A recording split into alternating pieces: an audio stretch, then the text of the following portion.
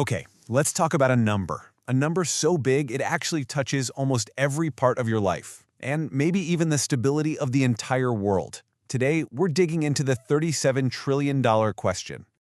Coming to you from the DCV News Desk, we're going to discuss in depth a figure that's not just shaping the U.S. economy, but it's sending these huge ripples all across the globe. Yep, we are talking about the $37 trillion U.S. national debt. And there it is. Look at that number, $37 trillion. That's where the U.S. national debt stands right now. It's just one of those numbers that's so massive, your brain kind of shorts out trying to comprehend what it actually means, for the country and really for the whole world. So, okay, how do we even begin to wrap our heads around a number that big? Well, let's try a simple analogy. I think this will make it crystal clear for you. Just think about your own credit card for a second, right? You go out, you spend, and then at the end of the month, that bill comes in. Now you can pay the whole thing off, or you can just pay that little minimum amount. Well, for decades now, the U.S. has basically been paying just the minimum, but on a massive national scale. And as you know, with any credit card, if you only pay the minimum, oh boy, that interest starts to pile up, and it piles up fast. And this is what that interest looks like, $1 trillion. Let that sink in. We're not even talking about paying down the actual debt here. Nope, this is just the interest payment the U.S. has to cough up every single year. $1 trillion just to keep from falling behind. So, the big question is, where did all this money even go? And maybe more importantly, who's actually paying the price for all this debt? This is where the story gets, well, it gets really interesting, because you'll see the burden isn't shared equally at all. Okay, so you've got two very different stories playing out here. On one side, you have the average person, right? They're getting hammered by housing costs that are just through the roof. They're drowning in student loan debt, and every year it feels like taxes and insurance just keep climbing. But then, on the other side, you've got the corporate elite. We're talking about folks like Elon Musk and Jeff Bezos. Their wealth is mostly in stocks, and they've got access to all these tax loopholes we don't. Plus, their companies are often the ones profiting from government spending. It's a classic story, really. The public feels the squeeze, while a tiny, tiny group gets all the rewards. And if you really want to understand the scale of this imbalance, just listen to this. Get this. A tiny group of just 50 people, 50, now own more wealth than the entire bottom half of the world's population. That's more than 3.5 billion people combined. And since over 80% of those super wealthy individuals are American and European, it just paints this unbelievable picture of how concentrated wealth has become. Now, you might think this is just a U.S. problem, but it's not. The rest of the world is absolutely watching this unfold. And, they're starting to get nervous. So what are they doing?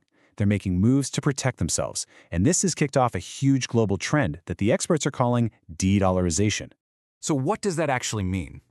Well, some really big players on the world stage are actively looking for ways to not use the U.S. dollar. We're seeing countries like China, Russia, Saudi Arabia, even Pakistan. They're starting to make these huge oil and trade deals using other currencies. This isn't just a small change. It's a fundamental shift in how the entire world does business. Let me give you a really concrete example of what this looks like. For years and years, China was a massive customer for American farmers, buying something like $30 billion worth of soybeans. Well, guess what? That business has plummeted by almost 80%. Why? Because China started pouring money into agriculture in Brazil, and now they're buying their soybeans from there.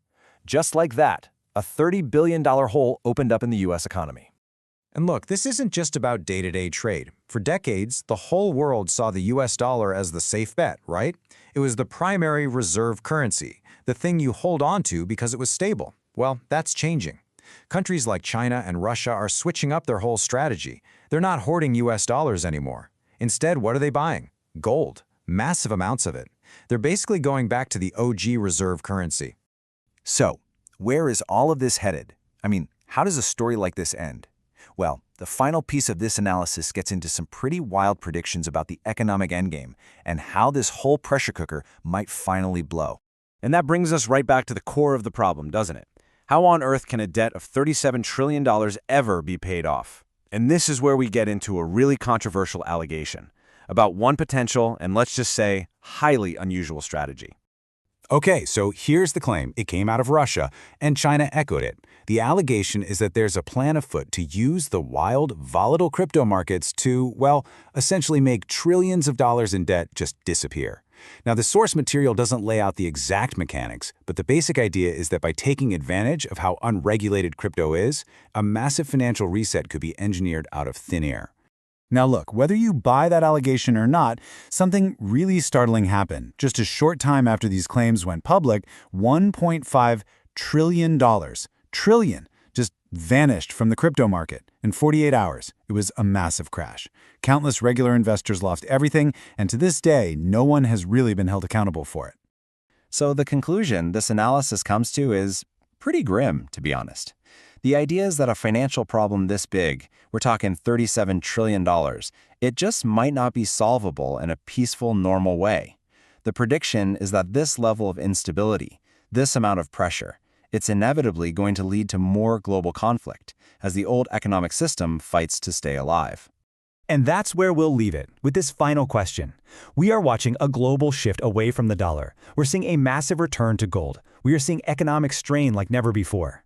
So if the financial system that has pretty much run the world for the last century starts to fall apart, what comes next? What rises up to take its place? And that, right there, is the $37 trillion question.